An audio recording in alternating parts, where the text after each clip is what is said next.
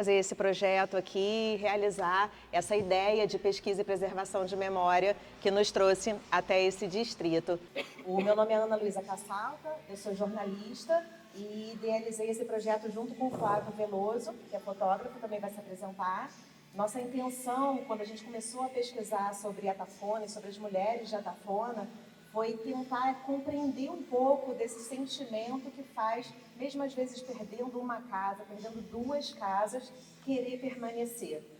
E isso causou na gente uma inquietação, né? Uma pergunta de, mas o que tem por trás dessa relação de afeto?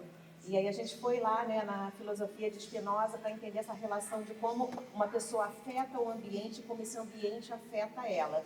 E resolvemos levantar nomes de 8 mulheres incríveis aqui da comunidade, para que pudéssemos entender um pouquinho delas. Temos algumas representantes aqui, Fernanda, temos Lúcia, Joyce e Isabel também aqui na plateia, representando também todo o grupo. Meu nome é Fernanda Pires, não nasci em São João da Barra, mas não me vejo morando em outro lugar a não ser aqui. Então, sim, sou apaixonada por Atafona, pelo nosso município. Atualmente estou como presidente da Cooperativa Arte Peixe, estou como presidente do Conselho da Mulher e participo mais de uma levada de coisas aí, né? E aí, depois mais para frente eu vou contar mais um pouquinho da minha relação com a Atafona. Boa noite, pessoal. Meu nome é Flávio Veloso, sou fotógrafo. Co-idealizei o projeto junto com a Ana, como ela falou, né? E conheço a Atafona há uns 25 anos. E sempre foi uma curiosidade muito grande, né? Contar um pouquinho da história de Atafona.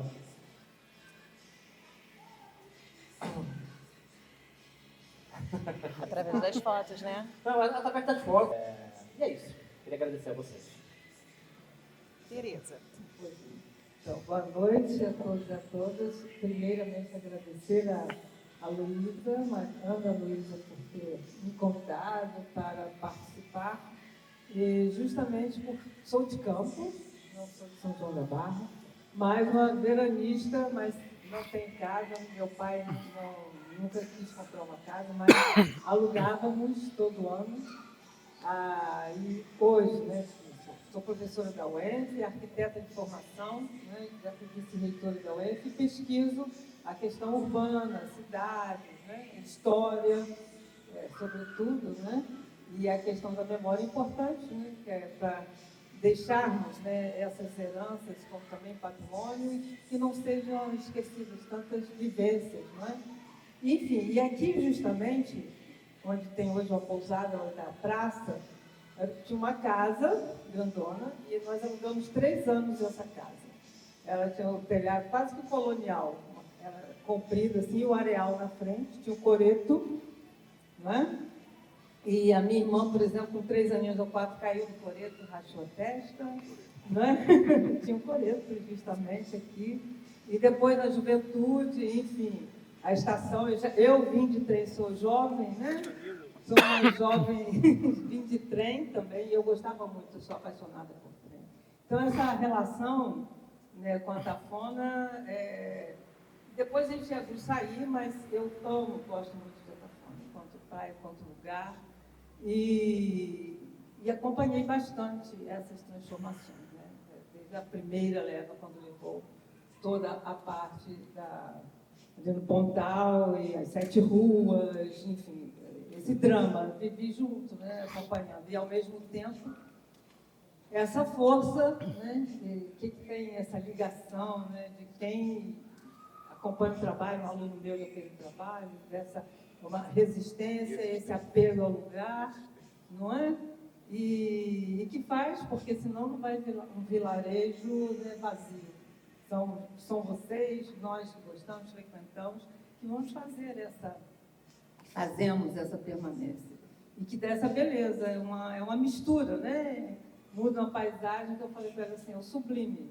Então, é uma ligação também bastante forte. É um prazer, espero poder colaborar e, sobretudo, também ouvir, né, quem vive, passa, supera, não é? Resiste e vai permanecendo, embora pode mudar até o lugar, mas o lugar é a Tafona. Obrigada, viu? É um prazer mesmo estar aqui. Neste lugar, foi muita coincidência, né? Bom, boa noite. Obrigado pela acolhida tão simpática que a gente teve aqui. Meu nome é João Almeida, eu sou biólogo, sou filósofo e sou professor da UENF, né?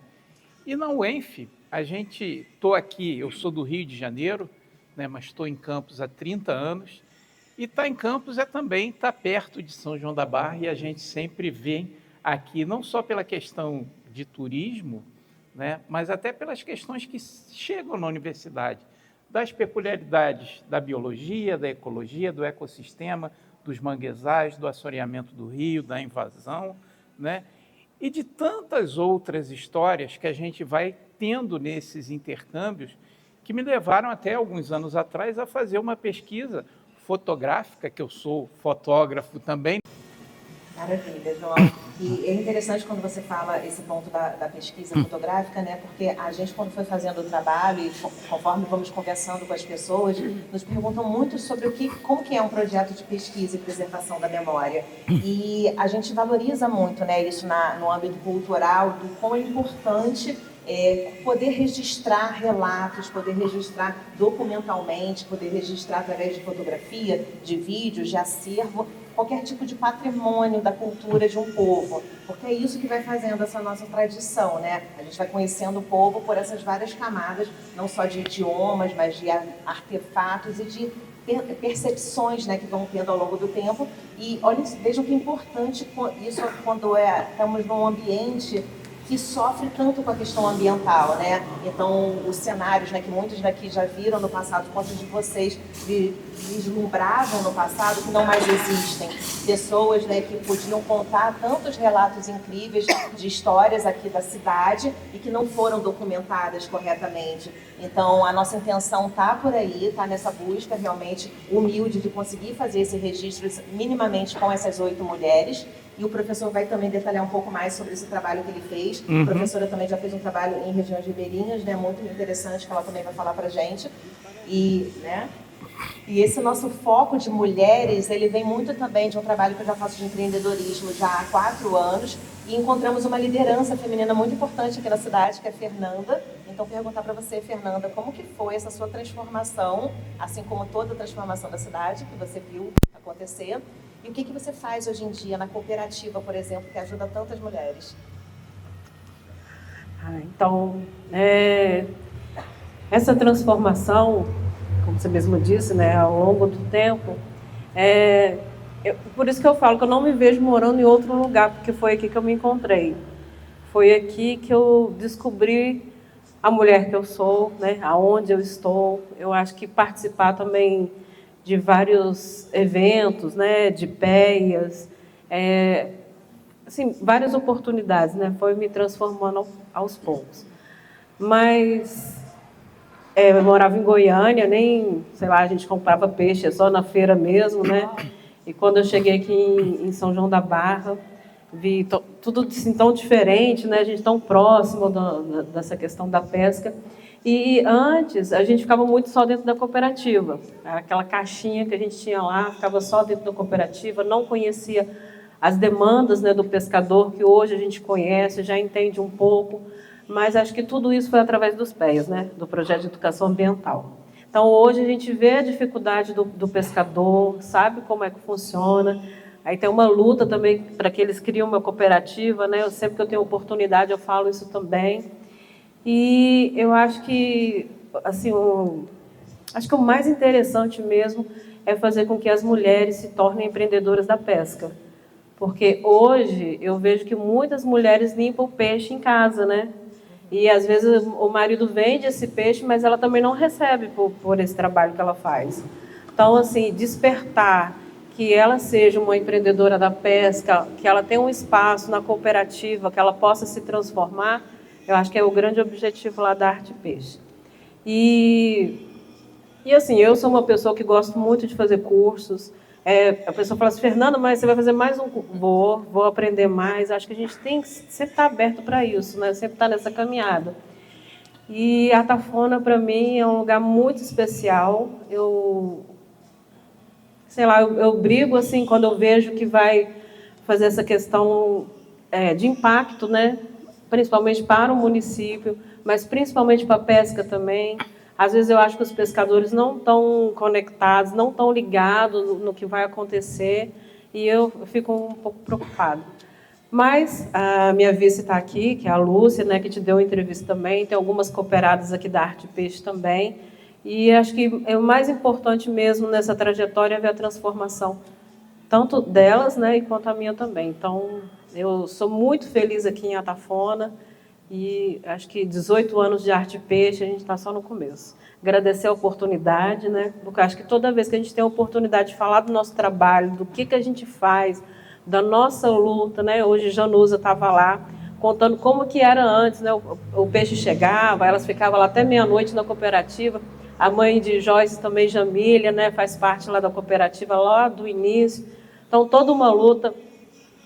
Flávia também já participou lá da cooperativa.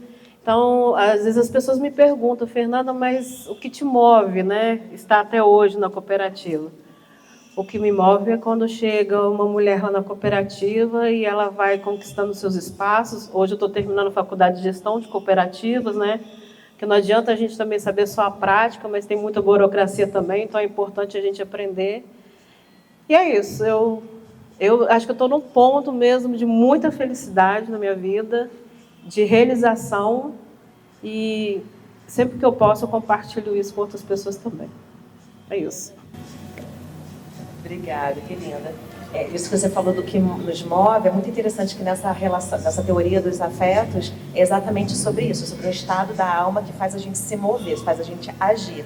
E aí, no trabalho, né, professora, que você fez muito nas regiões ribeirinhas, essas comunidades, elas se adaptam muito à situação, né? O que você percebeu, assim, que fazia elas se mover e agir também? Isso.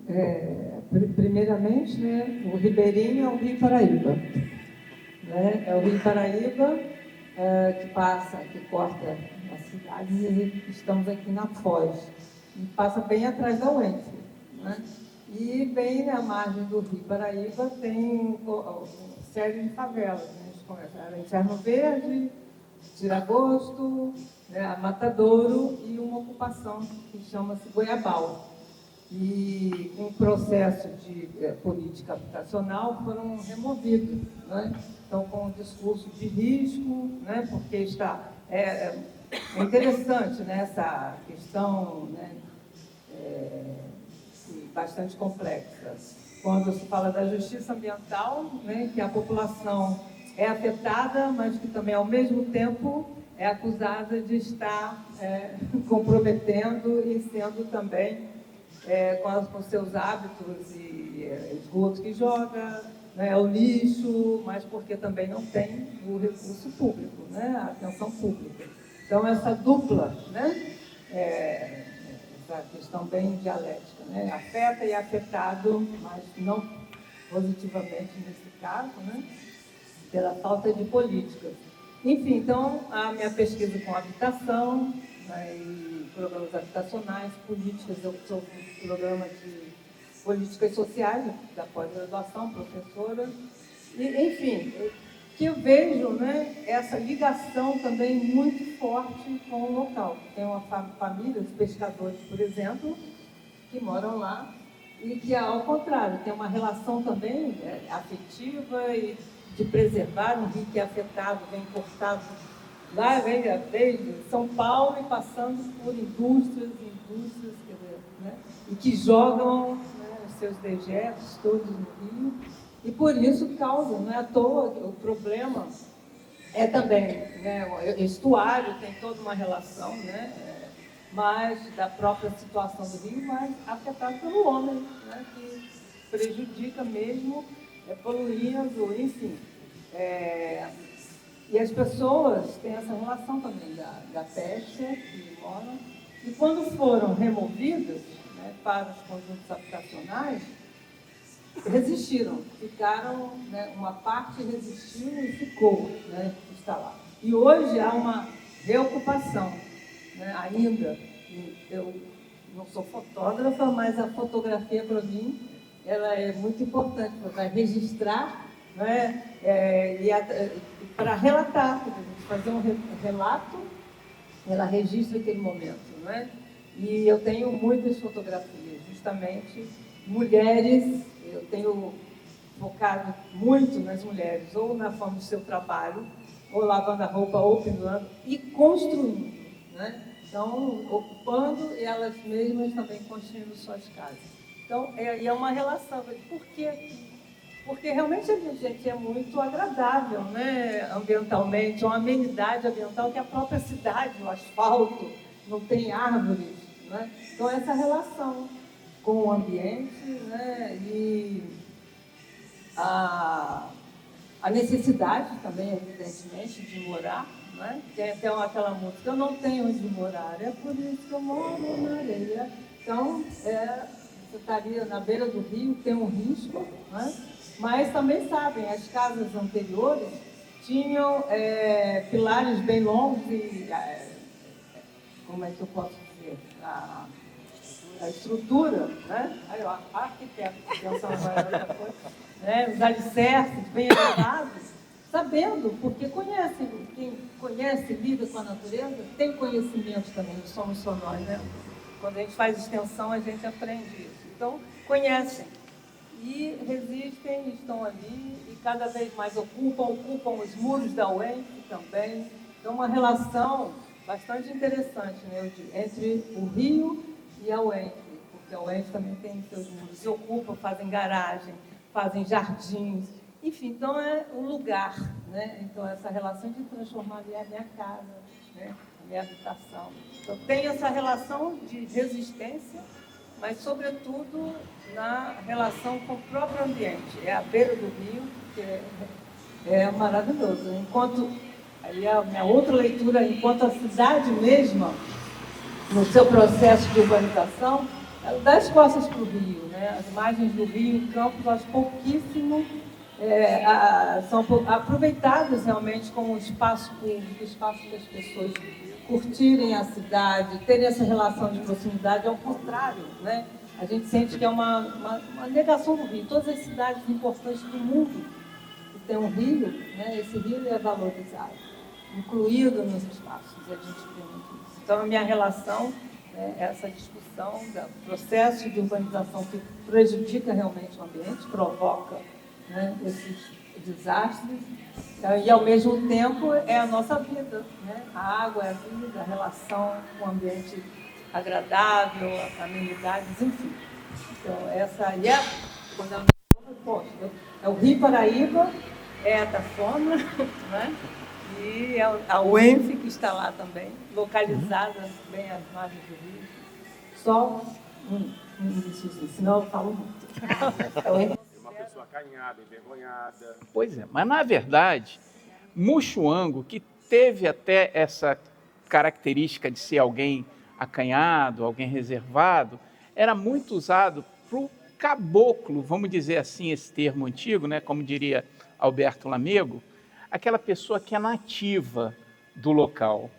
Mas aqui acontecia uma coisa diferente. Minha avó, por exemplo, minha bisavó era cabocla de Sergipe. E como é que ela era? Negra, de olhinho puxado, né? Uma mistura de negro com índio. Como é que era o caboclo daqui, que o pessoal chamava, o Alberto Lamego, chamava de Muxuango? Olhos claros. Eram pessoas de olhos claros, de cabelos claros, de peles claras. Por quê?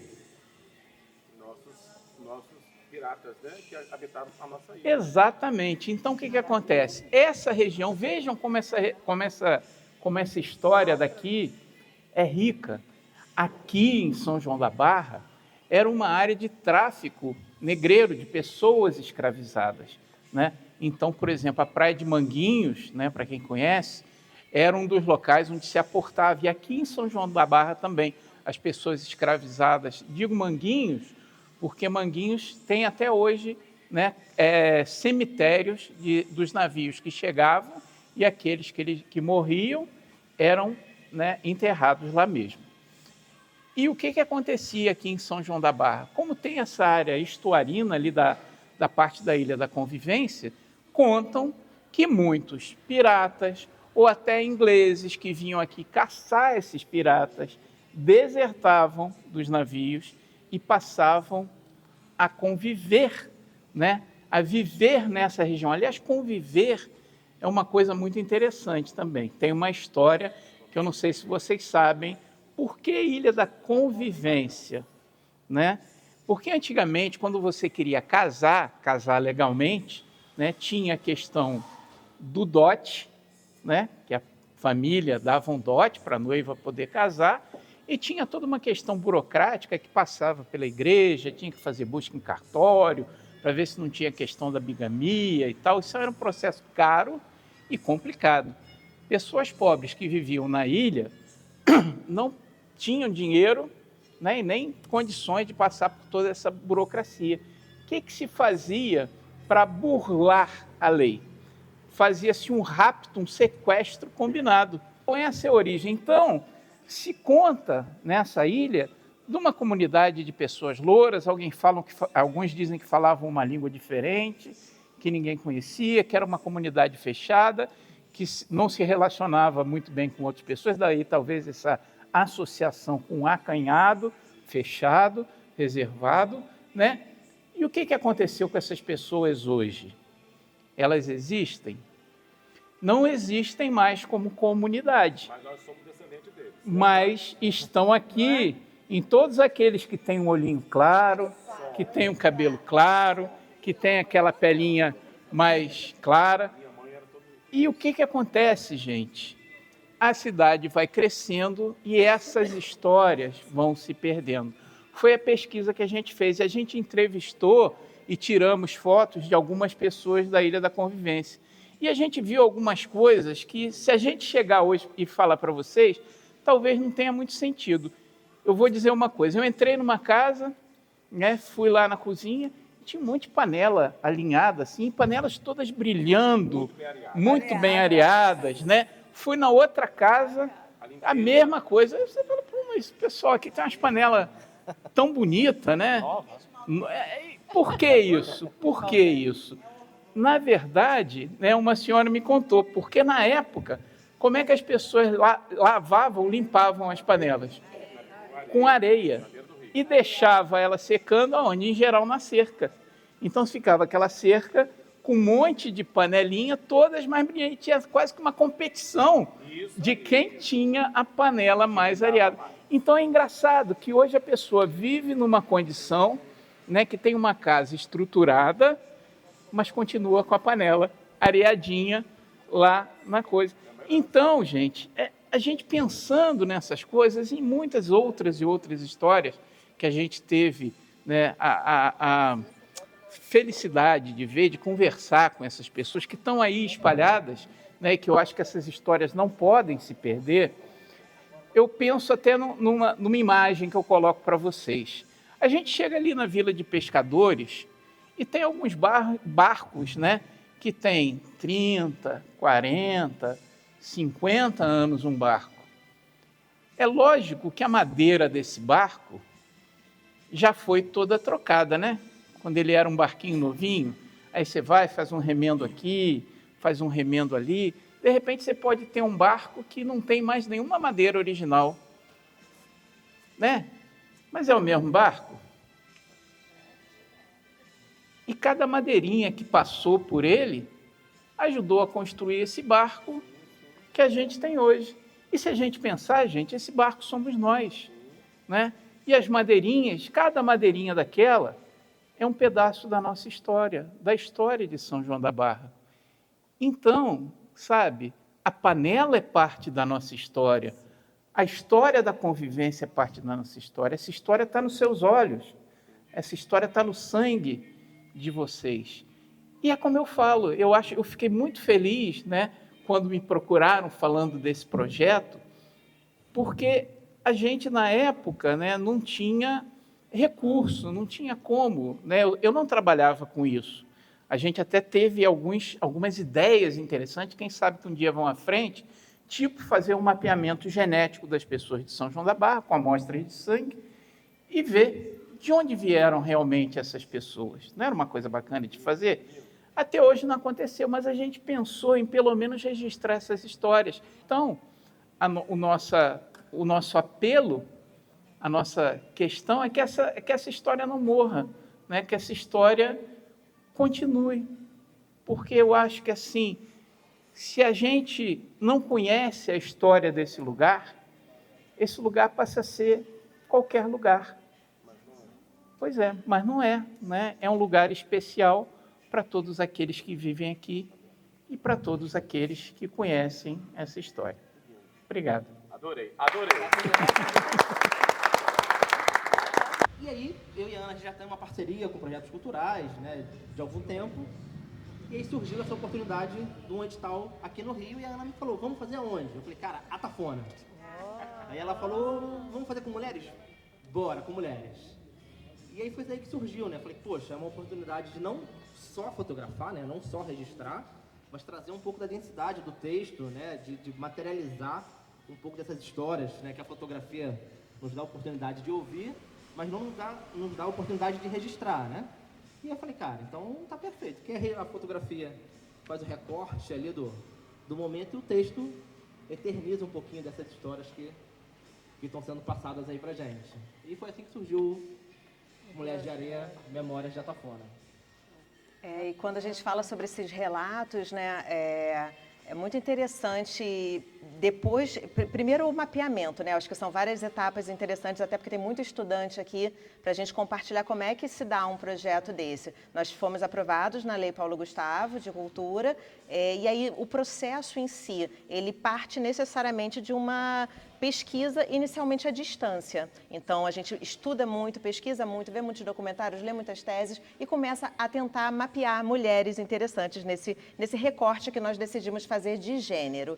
E aí, quando a gente vai compreendendo, estudando, identificando essas mulheres, é só na realidade prática que a gente vê como se dá mesmo, né? Uma coisa é o planejamento anterior, é como a gente faz o mapeamento à distância, depois a gente vem para uma pesquisa em campo, onde se de fato entra mais nessa cultura, né? A gente tira o nosso olhar de estrangeiro e tenta com humildade fazer parte da comunidade e compreender mesmo essa vivência para poder se aproximar e poder ter depoimentos autênticos e mais verdadeiros.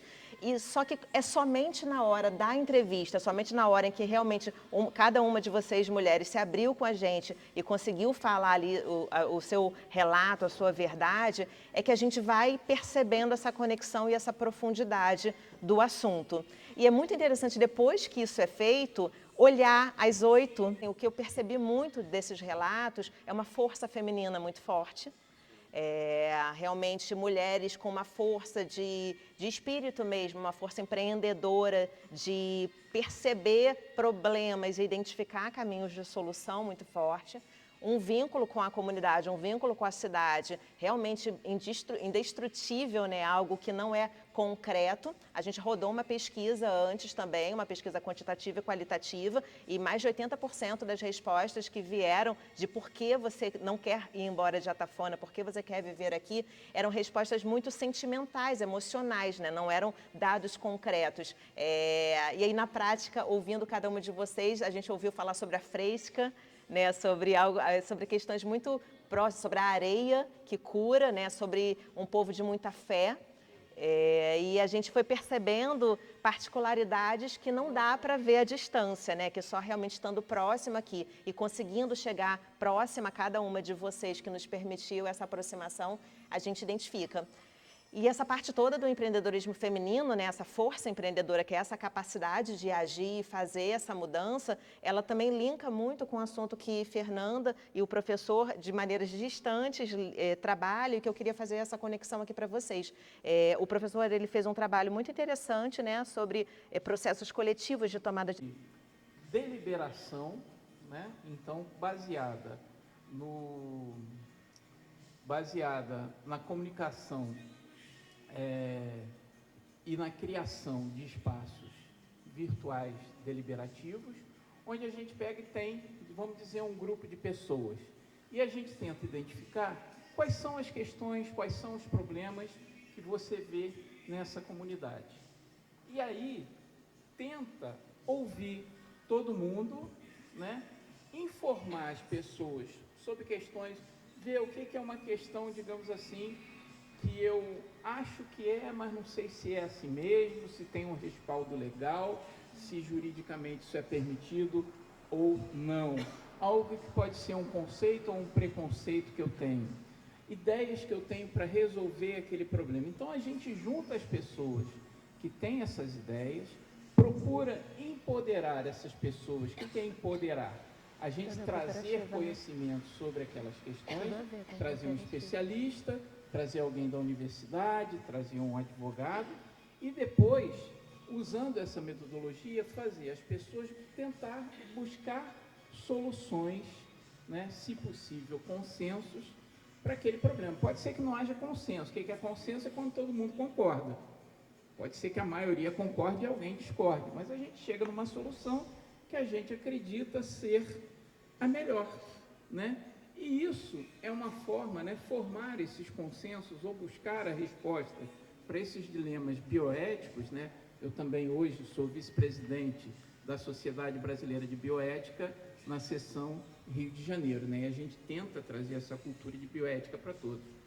É uma forma de você poder levar essas demandas, né, para os representantes do poder público, para a prefeitura, para a Câmara de Vereadores, para a gente organizar esse conhecimento, fazer propostas e transformar esses conhecimentos em reivindicações que vão ser acordadas com todos, né?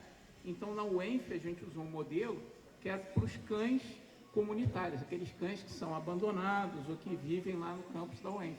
Como é que a gente lida com isso?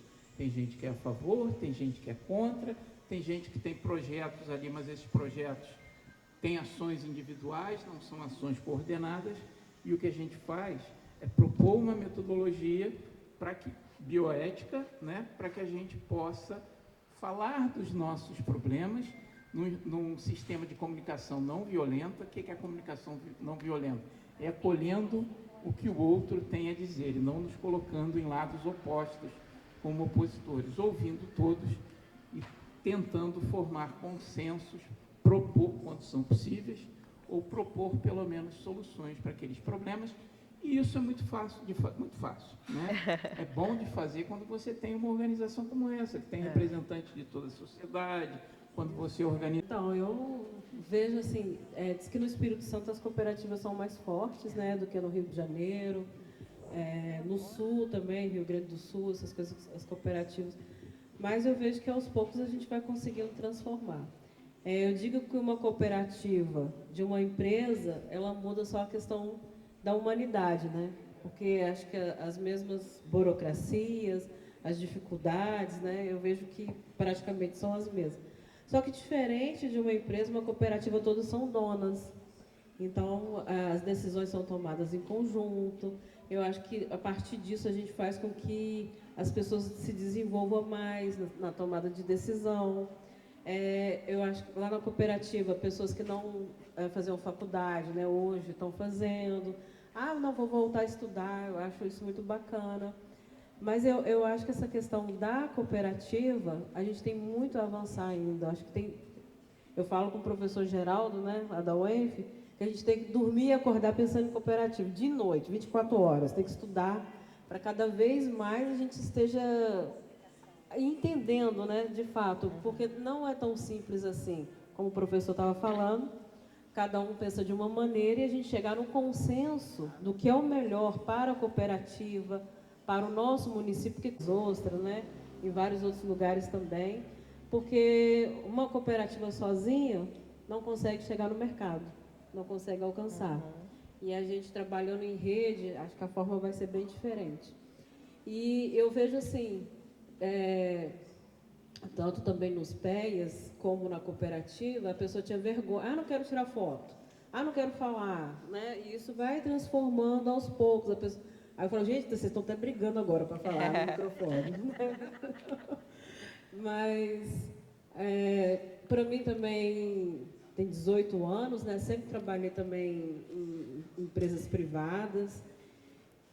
Muitos desafios. Às vezes a gente faz reunião, aí todo mundo diz que entendeu, aí a pessoa vai para casa, dorme, e no outro dia pergunta, eu falei, mas Deus, a gente não fez a reunião ontem, está todo mundo alinhado, né?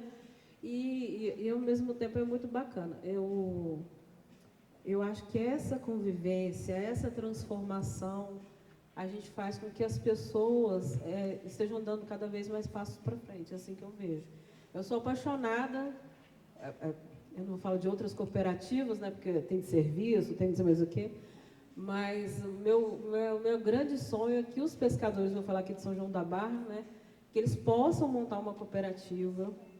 E muitas das vezes a gente ouve o pescador falar, não quero meu filho na pesca. Eu falei assim, gente, como que a gente vai dar continuidade a essa tradição? Então, o filho dele que vai para a faculdade, faz administração, faz biologia, faz química, ele pode estar numa cooperativa e eu tenho certeza que seu pai vai estar muito mais feliz de ver seu filho, sua filha dentro de uma cooperativa trabalhando, acho que ele vai pescar até com mais entusiasmo, né? E agregar valor ao seu pescado, porque eu falo muito que o peixe chega aqui, ele entra no caminhão e não deixa nada, né? Então, de que forma a gente transformar isso? É ter uma cooperativa, é fazer o filé, é fazer o processamento, né? Então, a gente agregar valor a esse pescado. Então, eu falei com as meninas lá da Quixaba também, né, do 5º Distrito, sou super apoiadora, né? Eu não quero que a arte peixe seja uma, eu quero que a arte peixe seja muitas, né? Em muitos lugares. Então, sempre eu falo, está precisando da minha colaboração, pode me chamar que eu vou. Então, assim, eu vejo uma outra forma de trabalho, porque às vezes a pessoa acha que é só a empresa privada que pode acontecer alguma coisa, mas está enganado, uma cooperativa pode acontecer infinitas oportunidades que às vezes a pessoa nem imagina. Maravilha. Pode muito mesmo. Eu trabalhei nos últimos 24 anos em empresas privadas, era executiva da Globo nos últimos 16 anos e realmente assim, o mundo do empreendedorismo me fez ficar apaixonada e principalmente do empreendedorismo feminino. Eu participo de algumas redes femininas, como Mulheres do Brasil, por exemplo, Instituto Vassalo Goldoni, e eu fico muito bem impressionada de como essas redes femininas fortalecem as mulheres a realmente darem passos muito diferentes no âmbito pessoal, profissional, de desenvolvimento, de colocação no mercado. E principalmente da gente perceber oportunidades de negócio, né, Fernanda? Que eu acho que é isso. Né? Brinca com o nome da minha empresa, que é Dona da Minha Vida. Mas é isso mesmo. E... Hã?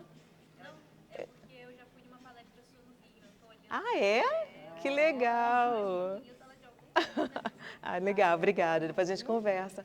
E é muito isso, assim, quando você está nesse universo, você vai percebendo um apoio mútuo muito legal. Assim, mulheres têm sororidade sim, podem se apoiar sim, não é para ser disputas de espaços, né? E eu acho que essa questão da cooperativa faz muita diferença. Eu acho que é uma perspectiva de futuro muito boa diante de tanto desafio. E aí, para finalizar mesmo... E acompanhar realmente tantos anos, né, esse processo, sobretudo aqui em Atafona, que tem, a gente vive bem perto, né, que os desastres ameaçam o ambiente, ameaça o nosso habitat, não é? E eu vejo, nós, quer dizer, somos tem um biólogo aqui, a espécie, como podemos destruir o nosso próprio habitat, né? É impressionante. E uns aos outros, né? Com a violência. Essa é uma pergunta, faço a nossa espécie, né? Se destruindo e destruindo o nosso ambiente. Por outro lado, somos nós mesmos que estamos resistindo e fazendo tudo para impedir. Não é? É uma força maior que nós, mas nós somos ainda mais fortes, né? Resistindo, reconstruindo, vendo nisso não apenas a destruição, mas o recurso, né? Então, o recurso para superar, até mesmo não abandonando o lugar. Acho que é aí que é né? Nós estamos aqui e aqui vamos ficar. Mudamos daqui para ali, não é? Mas sempre ao redor por essa relação e de considerar, porque o que nós aprendemos, né? a tecnologia, ela vem, é boa por um lado, mas também tem os dois lados, né? E ruim, porque ao mesmo tempo destrói, melhora e sempre há uma reação, né, contrária a tudo isso, né? E nós, né, estamos para construir e para resistir. As cidades, um ambiente mais natural, vivemos de quê? Da pesca, vivemos no alimento que são produzidos, né, fora da cidade e que precisam ser também saudáveis, né? Então dependemos da natureza, né? E somente trabalhos dessa forma, né, e vejo nesse sentido a força da mulher, porque quando ele fala arear a panela, arear, lavar a roupa era na beira do rio, essa relação, porque é o trabalho, né, feminino muitas vezes invisibilizado. Invisibilizado, exatamente, completamente, sobretudo nesse ponto.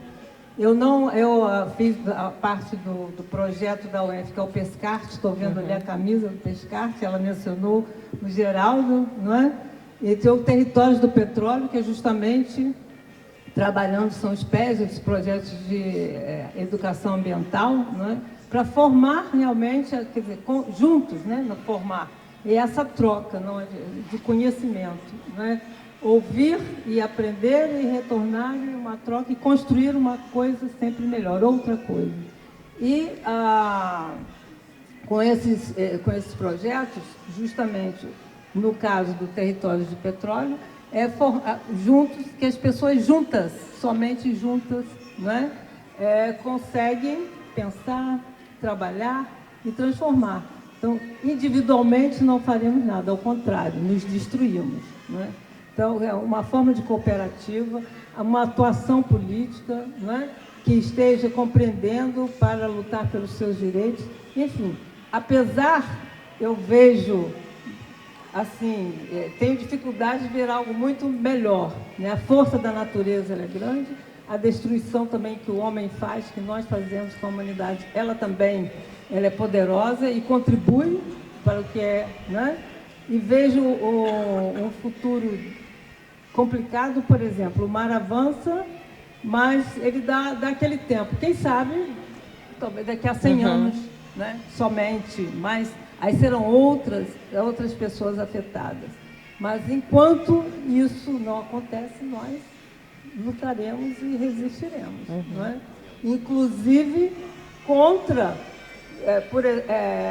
todo esse mal que é feito com relação à destruição da nossa natureza, deliberadamente, muitas vezes, que estão fazendo na Amazônia, por exemplo, que nos afetam aqui. Então, abre uma corrente que vem, porque apenas pela ganância, pelo capital, não é? Pelo poder do capital.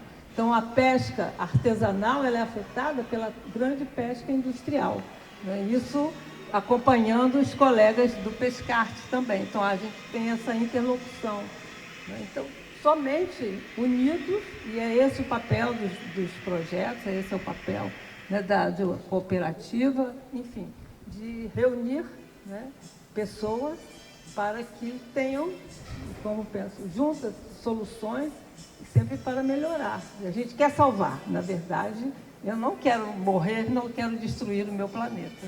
Ninguém quer, então nós temos que nos mobilizar e assim, dessa forma, essa roda maravilhosa, né? As pessoas presentes, e isso é muito importante, vendo ali os alunos saindo da escola, da esperança, né? Aqui, da esperança. Da esperança. É exatamente isso, sobretudo a juventude, né? Que tem que estar presente. Estarmos juntos com essa juventude para que elas assumam esse papel e continuem esse trabalho.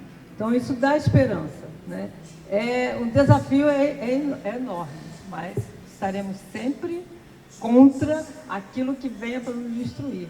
É o contrário, construir e ainda um mundo melhor, né? Que é o que a gente espera. Somente juntos, essa roda maravilhosa. João. Muito obrigada por essa oportunidade mesmo. Obrigada.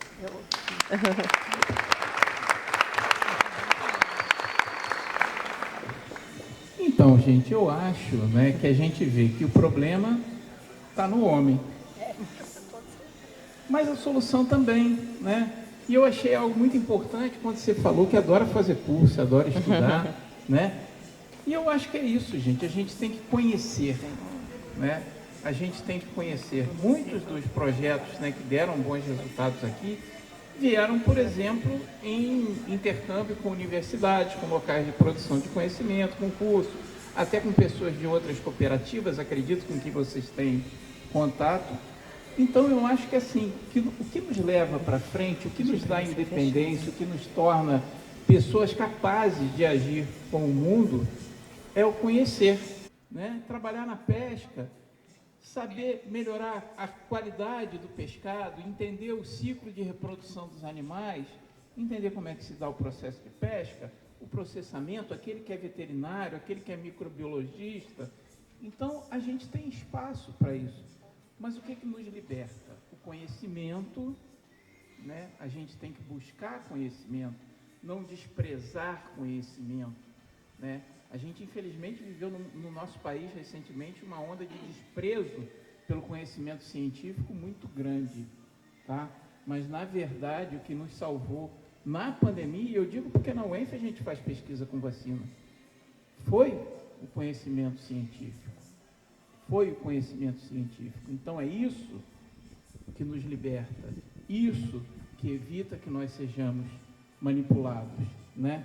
E, além disso, a comunicação, saber falar com as pessoas, saber ouvir o outro, buscar essa troca de informação, porque toda informação é importante, não existe um saber mais importante que o outro, porque o saber daquela senhora que está ali areando a panela é o que forma a identidade de São João da Barra. Agora, ir além daquilo é entender, por exemplo, o processo de assoreamento do rio e fazer com que a gente preserve a natureza. É entender como é que dá essa relação do homem com o pescado e fazer um projeto como o Pescarte, né, que ajuda as pessoas a terem uma melhor relação com a natureza. Então é isso, gente. Eu acho que a gente tem que ter, assim, esperança, resistência, resiliência, acreditar na ciência. Desafios, temos muitos, né? Mas acho que todo desafio é um aprendizado. Também, se a gente não tivesse desafio, eu acho que seria até sem graça, né? Mas os desafios, eu acho que ele vem como aprendizado. Diariamente eu tenho um desafio. E eu tento, da melhor forma possível, tentar contornar esse desafio, seja na vida pessoal, na vida profissional. Eu acho que, como mulher, quando eu estou numa rodada de conversa, quando eu estou numa reunião, eu tenho mais dificuldade de colocar minha voz, né? Eu tenho mais dificuldade de ter credibilidade naquilo que eu estou falando. Então, às vezes, eu tenho a expressão que eu vou dizer, quase que gritar, né? Mas, não, claro que eu não grito, mas a gente tem quase que implorar para que a gente seja ouvida como mulher, né? E, então, isso eu vejo como dificuldade. Eu me preocupo muito com essa questão do avanço do mar, né? Com os mangues, né? Onde está o berçário, né? Como que a gente vai fazer com essa questão dos mangues, com o avanço do mar. E eu tenho muita preocupação também se no futuro, assim, se as pessoas estão preocupadas, como que a gente vai conseguir transformar essa pesca aqui em São João da Barra, né? Porque a agricultura ela é muito conhecida, a gente vê propaganda falando sobre a agricultura, mas sobre a pesca em si a gente não vê falando muito sobre isso. Então eu vejo muitos desafios. A gente estava fazendo um cadastro do pescador lá na Secretaria de Pesca para entregar o kit, né? Aí eu falava, gente, vocês não querem montar uma cooperativa não, né? Toda hora que eu entrevistava uma, eu perguntava, você não quer montar uma cooperativa não? Mas eu espero, né, como o professor falou, que os jovens que estão presentes, até convidar todos e todas, né, para conhecer a cooperativa, saber como que a gente faz esse trabalho lá. De repente, eles querem montar outra cooperativa. Já fala no né? Instagram, fala os contatos. E, sei lá, eu falo para todo mundo que eu quero, no mínimo, 100 mulheres trabalhando na cooperativa, né?